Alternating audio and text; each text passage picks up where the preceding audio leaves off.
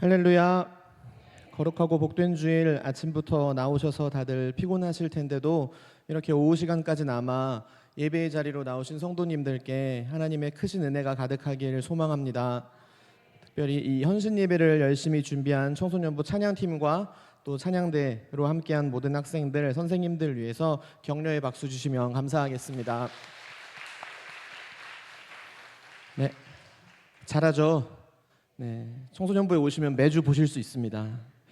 청소년부는 이동해서 앉으면 되겠습니다. 자리로 옮기면 되겠습니다. 이 시간 제가 기도하겠습니다.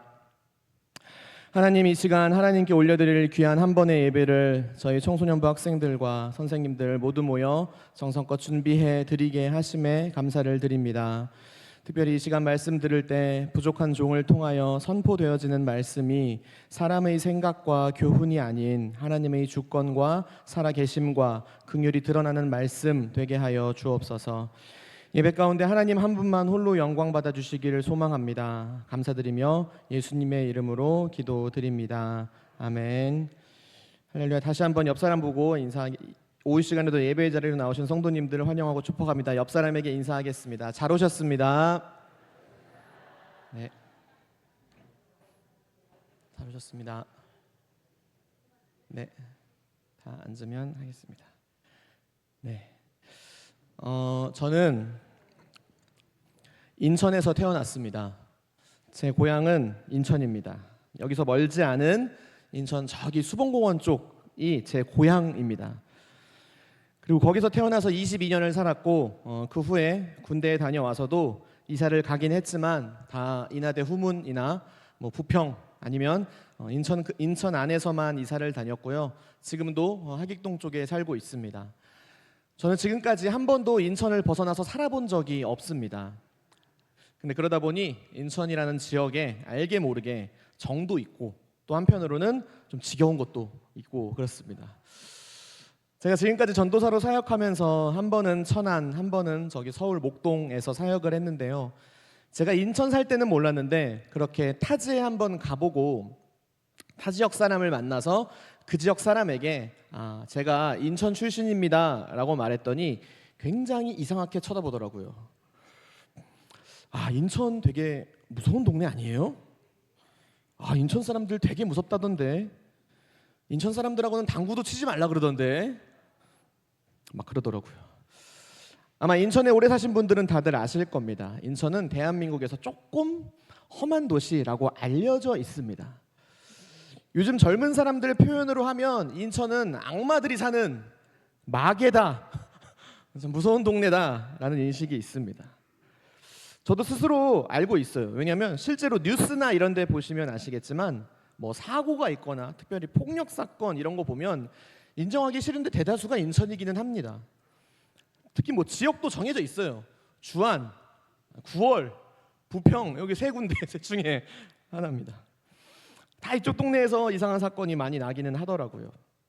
그러다 보니까 인정하긴 싫지만 다른 도시는 진짜 안 그런가 이런 생각이 들기도 합니다. 그래서 실제로 재작년에 제가 이제 목동에 청년부 맡았을 때 저는 저기 주안 그때 살고 있었는데요. 저 주안 산다고 했더니 청년들이 그러더라고요. 전 선생님 주안 진짜 무서운 동네라던데 거기 뭐 밤 11시 넘어서 돌아다니면 시비 붙는다면서요? 그러더라고요. 근데 저는 그 얘기를 딱 듣고 무슨 생각을 했냐면, 아시죠? 실제로 주안은 11시 넘으면 시비가 붙습니다, 여러분. 거기 그런 데는 그래요. 뭐 술집 많은 골목 돌아다니면 시비 붙습니다. 저도 이제 아내랑 한번 갔다가 이상한 사람들이 쫓아오더라고요, 그냥. 근데 제가 놀란 건 당연히 다른 데도 그러지 않나라는 거였어요. 그러니까 저도 인천만 살다 보니까 저도 모르게 모든 도시가 다 그런 거 아니에요? 라는 생각을 했다는 거죠. 그러니까 조심하세요. 우리 인천 사시는 성도님들, 특히 이제 청소년들 어디 해 떨어지고 뭐 어디 놀러 간다고 하면 무조건 말리셔야 됩니다. 주안, 9월 이런 데서 노는 건 안 됩니다. 네. 자, 우리가 흔히 어떤 도시가 상대적으로 좋은지 또 어떤 곳이 살기 좋은지를 판단할 때 그걸 판단하는 기준이 보통 뭐냐면요, 그 도시가 얼마나 발전했는지 혹은 그 도시의 교육 수준이나 여러 가지 인프라가 잘 발달했는지를 보고 우리는 그 도시가 살기 좋은지 안 좋은지를 말하곤 합니다. 제가 앞서 말한 인천이 뭐 위험하다 이런 얘기 한 건 다 농담이고요. 그냥 취객들 많은 그런 데는 위험한 거지. 사실 인천이 얼마나 살기 좋습니까? 그렇죠? 대학교도 여러 개 있고 교통편도 좋고 인구도 엄청 많지 않습니까? 그래서 실제로 우리나라도 보면 인구의 대다수가 경기나 서울권에 거주하고 있습니다. 근데 그 이유가 뭐냐면 수도권에 대학들이 다 몰려 있고 수도권에 큰 병원들이 다 몰려 있고 여러 가지 문화시설이나 이런 게 결국은 다 수도권에 몰려 있으니까 한마디로 수도권과 대도시가 주는 혜택이 생각보다 크기 때문에 많은 사람이 수도권과 대도시에 모여 사는 겁니다. 그렇죠? 물론 요즘에는 지역별로 다 비슷해졌다고는 하지만 그럼에도 아직은 수도권 집중 현상이 있는 것 같습니다. 자, 근데 오늘 우리가 읽은 말씀에 등장하는 한 가족은요, 이런 많은 사람들의 인식과는 달리 수도권이나 대도시가 아니라 저 변방에 아주 구석진 도시로 일부러 거처를 옮긴 한 가족이 등장합니다. 이 가족은 바로 오늘 말씀에 나오는 야곱의 가족들입니다. 아마 교회를 좀 오래 다니신 분들이라면 야곱이라는 인물에 대해 한 번쯤 들어보셨을 텐데요. 혹시 모르시는 분 있을 수 있으니 제가 짧게 한번 훑고 넘어가겠습니다. 야곱이라는 인물이 창세기에 나옵니다. 근데 야곱의 아들이 총 몇 명이었을까요? 여기서 막히시면 안 되는데요. 야곱의 아들 총 12명이었습니다. 12명. 12명이 나중에 이스라엘의 12지파가 되는데요. 그래서 이후에 성경에 나오는 모든 인물들 보시면 이름도 중요한데 지파도 되게 중요합니다. 나는 누구 지파, 뭐 르우벤 지파의 누구다. 나는 유다 지파다. 뭐 이렇게 얘기를 하는데 예수님이 유다 지파셨어요. 대답 좀 해주셔도 됩니다. 네, 유다 지파셨습니다. 근데 여기서 말하는 르우벤, 유다가 결국 방금 말한 야곱의 12아들들의 이름인 겁니다. 근데 이 야곱의 12아들들 중 여러분들이 그래도 한 번은 들어보셨을 이름인 요셉이라는 아이가 있었는데요. 이 아이가 어렸을 때부터 아빠의 사랑을 독차지하고 자랍니다. 그러다 보니까 나머지 11명의 아들들이 이 요셉을 굉장히 싫어합니다. 근데 이게 단순히 아빠가 요셉만 좋아해서 형들이 요셉을 싫어했던 게 아닙니다. 요셉이요, 욕먹을 짓만 합니다. 가령 뭐 밤에 꿈을 꿨는데 형들이 나한테 절하더라, 뭐 나한테 엄청 굽신굽신거리더라, 이런 소리나 하는 겁니다. 그래서 이 요셉이 실제로 형들한테 얻어맞고 형들이 이 요셉을 팔아버립니다. 노예로 팔아버립니다. 그리고 아빠인 야곱한테는 요셉이 죽었다고 이야기합니다. 그래서 중간에 뭐 여러 가지 일들이 많지만 그런 거 다 생략하고 어찌저찌 해서 요셉이 나중에는 여러 고난을 이겨내고 노예에서 애굽이라는 나라의 넘버 2 국무총리가 됩니다. 아마 한 번쯤 들어보셨죠, 이 이야기. 그래서 이 요셉이 애굽이라는 나라의 총리가 되는데요, 딱 그맘때쯤에 전 세계적으로 큰 가뭄이 생겼습니다. 그래서 이스라엘 지역에 살던 야곱과 그의 형제들도 큰 가뭄에 시달리게 되고 이 야곱의 가족이 먹을 걸 구하러 요셉이 총리로 있던 애굽 땅까지 오게 됩니다. 그리고 거기서 총리가 된 요셉을 만나게 되는 겁니다. 자, 이런 스토리의 영화가 오늘날 있다고 치면 이건 완벽한 복수 영화입니다. 요셉이 차근차근 형들을 하나하나 괴롭히는 스토리가 되면 정상입니다. 하지만 성경에서는 성도님들 다 아시다시피 요셉이 이 형들을 용서합니다. 자기를 팔았던 형들을 요셉이 다 용서하고요, 요셉이 형들한테 이렇게 말합니다. 저 어느 정도 성공했습니다. 그러니까 제가 당신들을 용서할 테니까 아버지 모시고 여기로 오세요라고 합니다. 이사를 오라고 합니다. 쉽게 말해서 대도시로, 수도권으로 이사를 오세요 하는 장면이 오늘 말씀의 장면인 것입니다. 이스라엘 촌구석에 살던 야곱의 가족에게 애굽이라는 큰 나라, 심지어 그 대도시의 수도로 오라고 하고 있는 겁니다. 근데 오늘 말씀 28절에 이렇게 나와 있습니다. 우리 함께 읽어보겠습니다. 야곱이 유다를 요셉에게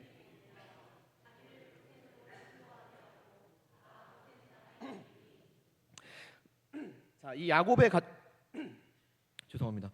가족들이 요셉의 말대로 일단 이스라엘에서 애굽이란 나라로 건너옵니다. 이제 먹고 살아야 되니까 애굽으로 온 거죠. 근데 어디로 왔느냐? 고센이라는 땅으로 왔다고 써 있습니다. 고센. 자, 고센이 어디냐면요, 애굽에서도 완전 구석에 있는 도시입니다. 완전 구석. 국경 근처에 있는 도시입니다. 근데 여러분, 이렇게 국경 근처에 도시가 있으면 무슨 단점이 있을까요? 가장 1차원적으로 네, 누가 말씀하신 건데 전쟁 나면 위험합니다. 전쟁 나면 위험합니다. 왜 우리나라도 전쟁이 난 적은 없지만, 크게 난 적은 없지만 북한 쪽에 가까운 연평도나 이쪽 보시면 피해를 항상 좀 입지 않습니까? 북쪽에서 도발하면 항상 먼저 피해를 입는다는 거죠. 국경 쪽, 나라의 구석 쪽 그런 데 살면 이런 불편함과 위험이 있다는 겁니다. 근데 지금 그곳으로 야곱의 가족들이 왔다는 거예요. 좀 더 자세히 보시면 창세기 47장에 그들이 라암셋이라는 땅에 살게 되었다라고 나옵니다. 고센이라는 땅에서도 특별히 라암셋이라는 곳에 야곱의 가족이 살게 되었다라는 것입니다. 여기는 지도로 보면요, 완전 끝자락입니다. 이스라엘 완전 끝자락입니다. 여기에 야곱의 가족이 이주하게 된 것입니다. 자, 근데 여기서부터 뭔가 이상합니다. 야곱은 앞서 말씀드렸던 요셉의 아버지입니다. 자, 그럼 요셉은 지금 애굽에서 누굽니까? 애굽에서 요셉의 위치가 어디라고 말씀드렸죠? 네, 총리입니다. 넘버 2입니다.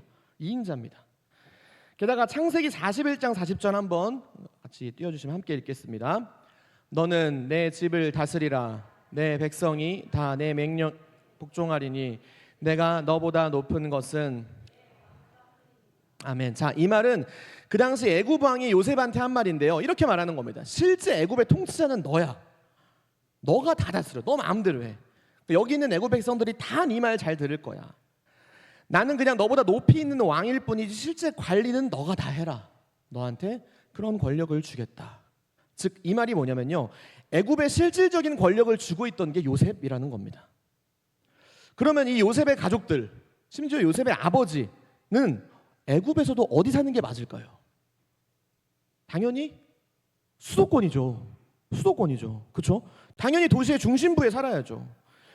애굽에서 가장 잘 살고 가장 좋은 곳에 사는 게 당연한 거 아니겠습니까? 그런데 야곱은 지금 애굽의 수도가 아니라 수도에서 가장 멀리 떨어진 고센 땅에 정착했다라는 것입니다. 뭔가 이상하다는 거예요. 그리고 이렇게 되면 문제가 뭐냐면 요셉이 야곱을 자주 만날 수가 없습니다. 아까 말씀드렸던 지금 요셉은 애굽의 실질적인 리더였고요. 그 거대한 나라의 총리였습니다. 그러니까 궁궐에서 모든 걸 관리하고 있던 사람입니다. 근데 지금 아버지가 저 멀리 살면 요셉이 아버지를 제대로 모실 수가 없겠죠. 이번에 명절에 다들 다녀오셨습니까? 멀리 가신 분들은 6시간, 7시간 걸렸다고 들었는데 그게 6시간, 7시간 걸리면 자주 찾아뵙기 어려운 건 당연한 거 아니겠습니까? 마찬가지입니다. 애굽은 더 오래 걸렸어요. 근데 앞서 잠깐 야곱의 이야기를 하면서 말씀드렸듯이 야곱은 이 요셉을 제일 예뻐했다고요.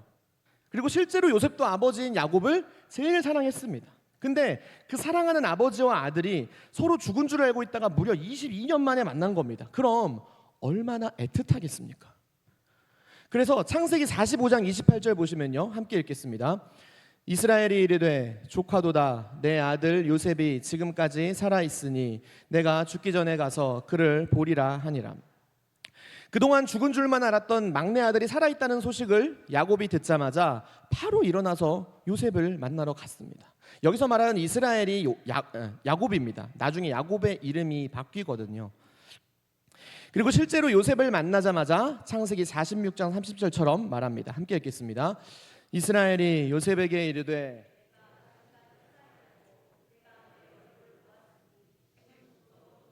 아멘. 내가 지금 죽어도 여한이 없다. 이렇게 말을 합니다. 자, 그러면 이제 그렇게나 그리워하고 사랑하던 아들을 22년 만에 만났으니까 같이 살면 되는 겁니다.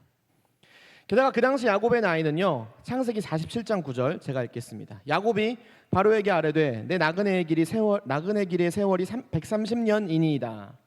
130살이었습니다.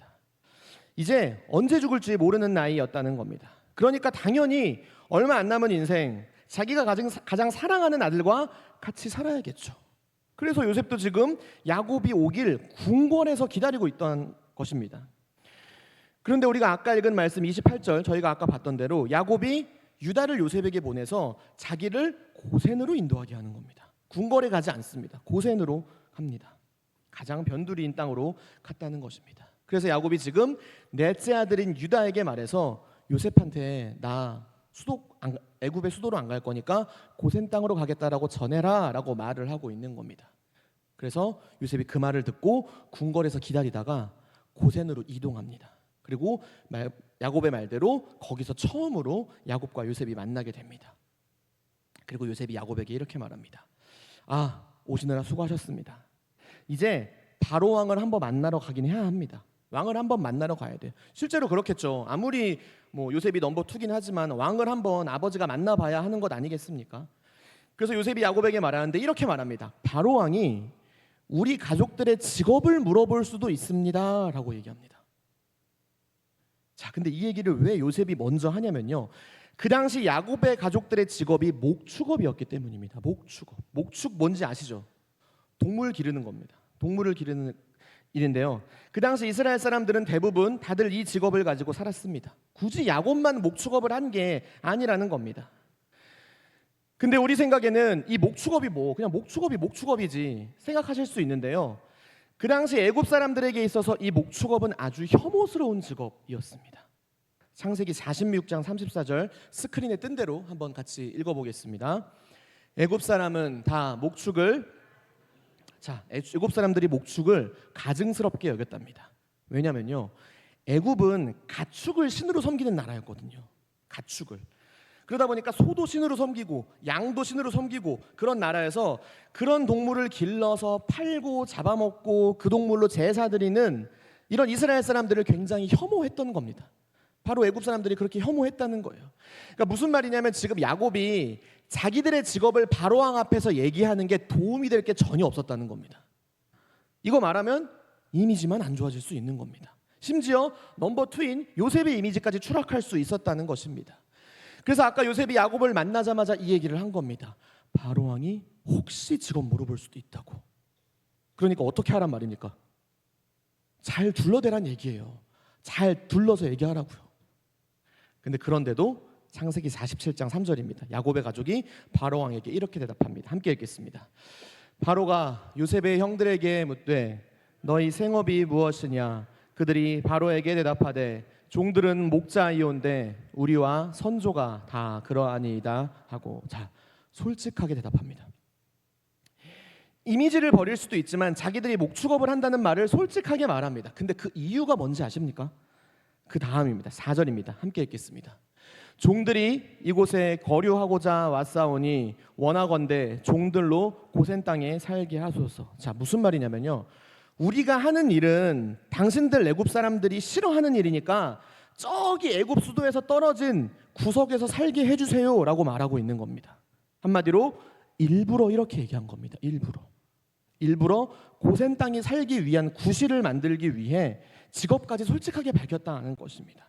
고센 땅에 살기 위한 명분을 얻기 위해서요. 그럼 여기까지 굉장히 길고 긴 야곱의 그 고센 땅 사랑을 봤는데요, 중요한 건 이거겠죠. 그럼 대체 왜 야곱과 그의 가족들이 고센 땅을 고집했을까요? 애굽의 수도에서 화려한 궁궐에서 살면 누릴 수 있는 것도 많고 혜택도 많고 정말 편하게 평생을 살 수 있습니다. 근데 대체 왜 야곱은 궁궐이 아니라 가장 변방인 고센 땅에서 살려고 했을까요? 고센 땅에 한 번도 와본 적도 없는데 말이죠. 그 답을 지금부터 보겠습니다. 그림 띄워주세요. 그림. 네. 이게 뭔지 아십니까? 그 당시 애굽이 섬기던 신들의 모습입니다. 애굽이 섬기던 신들. 여러분, 그 당시 애굽이란 나라는요, 아까 잠깐 말씀드린 대로 동물을 신으로 섬기는 나라였습니다. 근데 동물뿐만이 아닙니다. 하늘, 땅, 태양, 달, 심지어 곤충의 새들까지 신으로 섬기던 나라가 바로 애굽이라는 나라였습니다. 즉 우상 숭배에 찌들어 있던 나라, 그 나라가 바로 애굽이었다는 말입니다. 그렇다면 만약에 이 야곱의 가족들이 애굽이라는 땅에, 그것도 그 땅의 중심에 살게 된다면 어떤 일이 벌어질까요? 당연히 그 우상 숭배 문화에 빠져들 수밖에 없었다는 겁니다.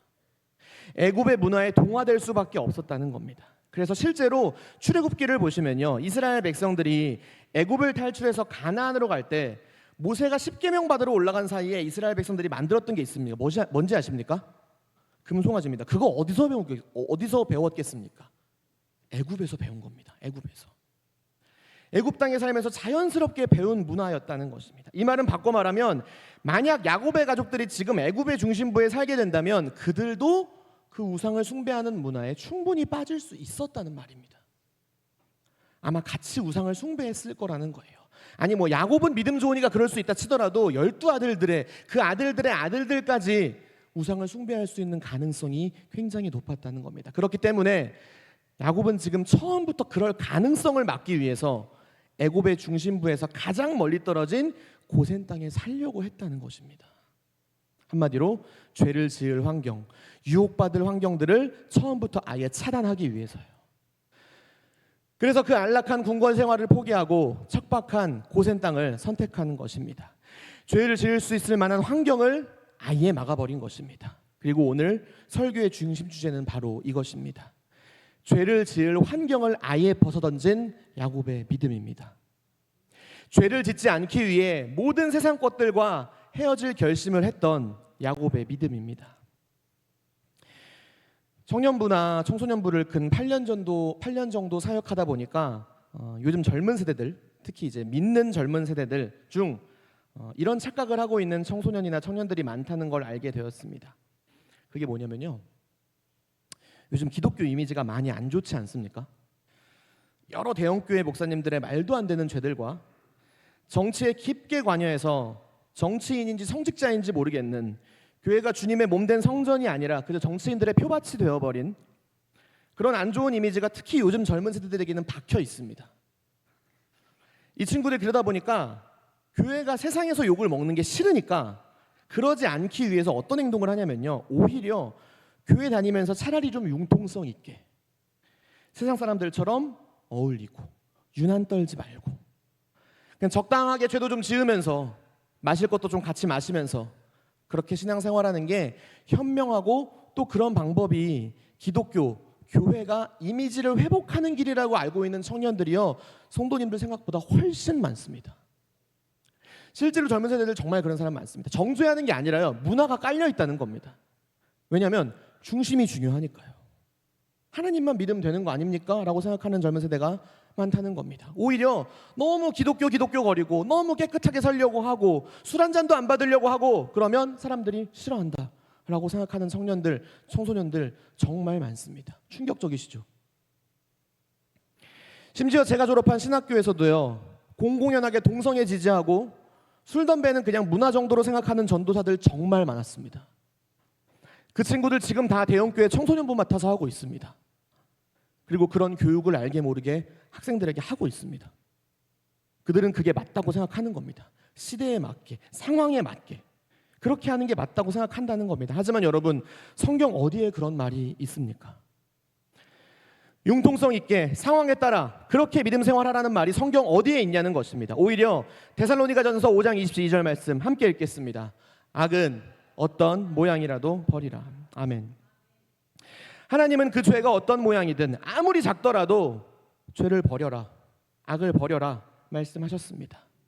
그리고 여러분, 이 말씀을 우리가 지키기 위해선요, 오늘 말씀처럼 애초에 죄를 지을 수 있는 환경까지도 차단하는 것이 필요하다는 말씀을 드리는 것입니다.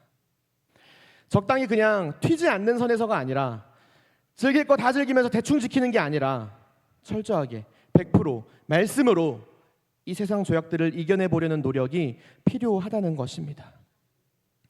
그래서 설령 그런 우리의 믿음이 세상 사람들이 볼 때 보기 싫고 그것 때문에 설령 기독교 이미지가 안 망가진다 해도 괜찮습니다. 왜냐면요, 그건 이미 예수님이 말씀하셨거든요. 요한복음 16장 33절 말씀 함께 읽겠습니다. 세상에서는 아멘. 성경 어디에도 보기 좋게, 이미지 좋게 그렇게 신앙생활하라는 말 없습니다. 오히려 그렇게 올바로 살아낼 때 받게 되는 고난과 핍박도 두려워하지 말라고 말씀하십니다. 왜냐하면 예수님이 이미 세상을 이기셨기 때문입니다.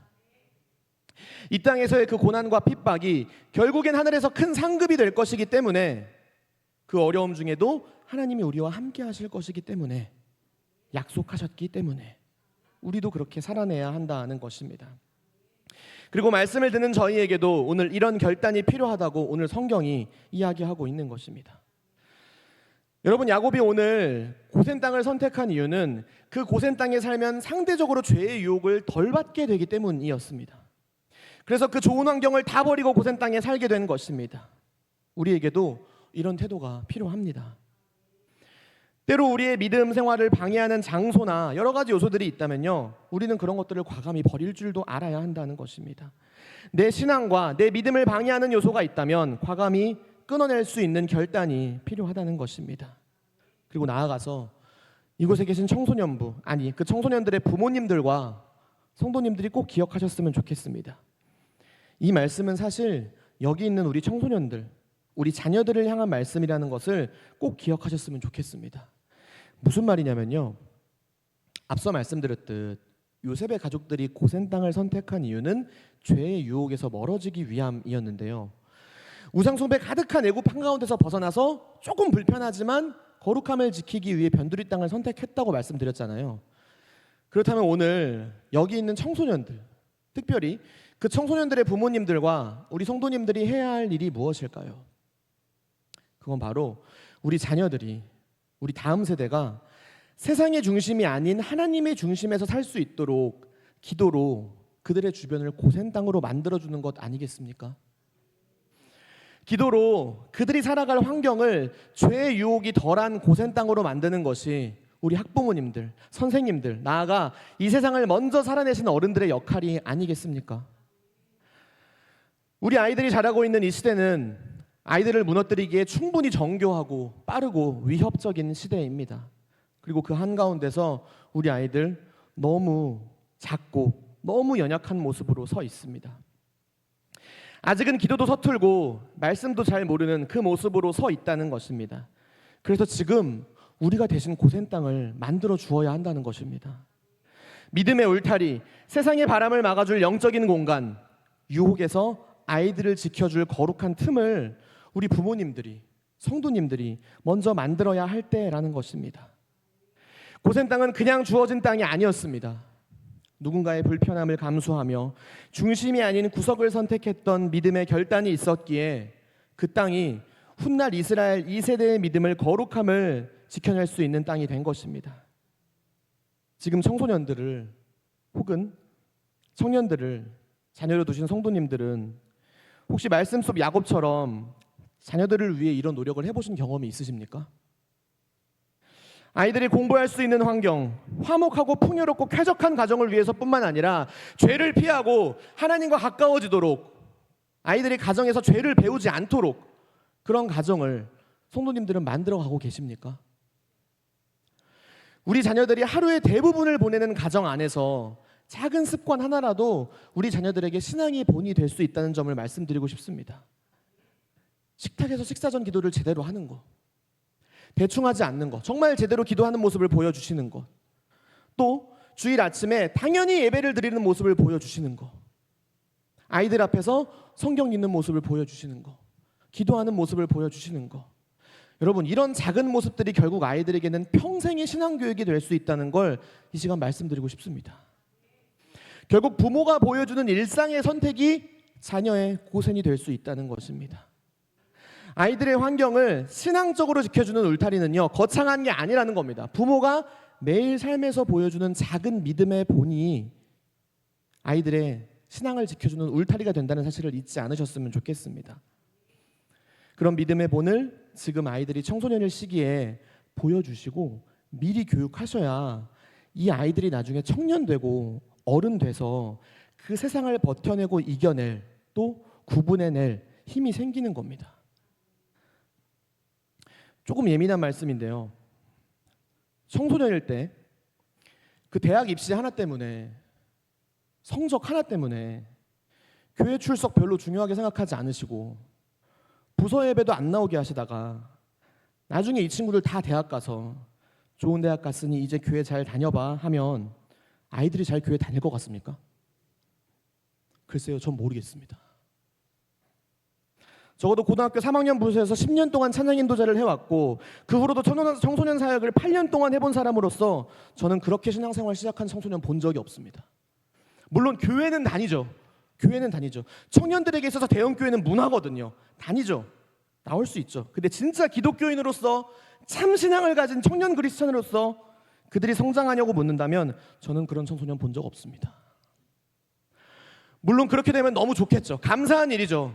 다만 앞서 말씀드렸듯 이 세상이 그렇게 호락호락하고 쉽고 믿음 생활하기 수월한 곳은 아니라는 말씀을 드리는 겁니다.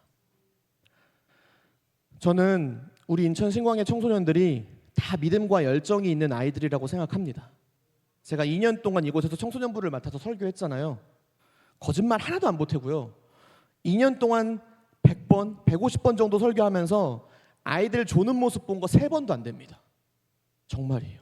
조는 것도요, 이러고 자는 거 아니에요. 이러고 있다 갑자기 이렇게 조는 친구들이 조금 있습니다. 그게 총 3번이라고요. 횟수로. 아이들 태도 엄청 좋습니다. 지금 앞에 계시는 분들 안 보이시죠? 한 명도 안 자요. 믿음 엄청 좋아요, 애들. 뿌리가 좋습니다. 뿌리가.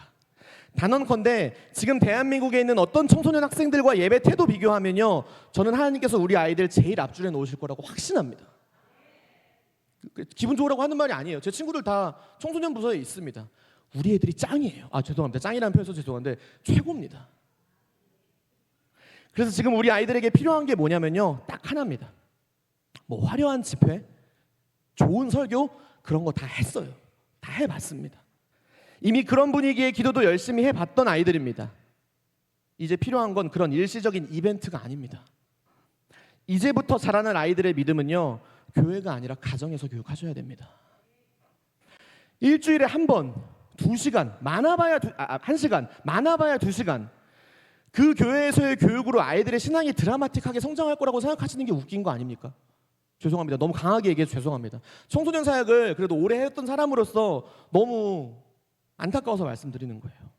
그리고 지금 이 교회에는 그런 분들 없겠지만 일주일에 한 번 듣는 설교 가지고 아이들이 어떻게 변합니까?